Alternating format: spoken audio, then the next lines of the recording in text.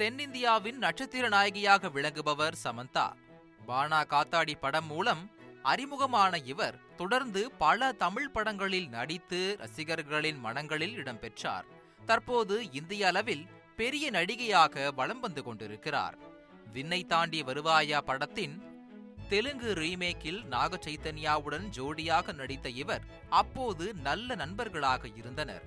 வருடங்கள் உருண்டோட சில படங்களில் ஒன்றாக சேர்ந்து நடிக்க ஆரம்பித்தனர். இதையடுத்து இவர்களுக்குள் இருந்த நட்பு நாளடைவில் பெரிய நெருக்கமாக மாறி பின்னர் காதலுக்கு வழிவகுத்தது.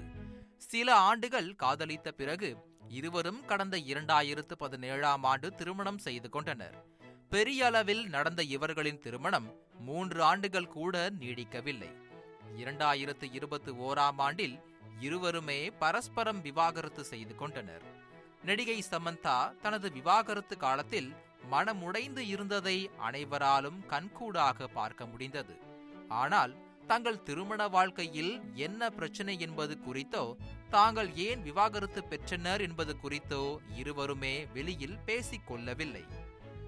இந்த விவகாரத்திற்கு பிறகு சமந்தா மயோசிட்டிஸ் நோயால் பாதிக்கப்பட்டார். அவர் நடித்த படங்கள் அனைத்தும் தோல்வியை தழுவின. இப்படி சமந்தாவின் வாழ்வில் அடிக்கு மேல் அடிவிழ அவர் சில மாதங்கள் திரையுலகில் இருந்து விலகி பிரேக் எடுப்பதாக அறிவித்தார்.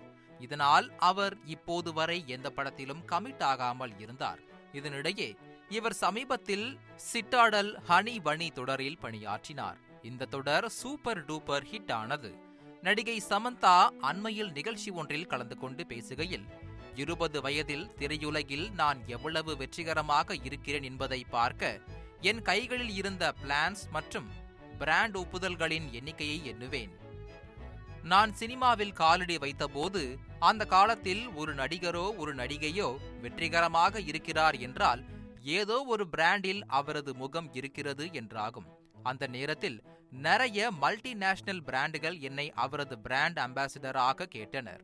நானும் நல்ல புகழ் அங்கீகாரம் கிடைக்கிறது என்று ஏற்றுக்கொண்டு இந்த பிராண்டுகளில் நடித்தேன். ஆனால் சில ஆண்டுகளுக்கு பிறகு எனக்கு உடலில் ஏற்பட்ட சில பிரச்சனைகளால் நான் இது போன்ற விளம்பரங்களில் நடிப்பதை தவிர்த்து விட்டேன். நான் இப்போதெல்லாம் ஒரு பொருளை விளம்பரப்படுத்துவதற்கு முன்பு குறைந்தபட்சம் 3 டாக்டர்களிடமாவது ஒப்புதல் பெற்றுக் கொள்கிறேன். கடந்த ஆண்டு எனக்கு சுமார் 15 பெரிய நிறுவனங்களில் இருந்து அழைப்புகள் வந்தன. ஆனால் நான் அந்த பிராண்ட் விளம்பரத்தில் நடிக்க மறுத்துவிட்டேன்.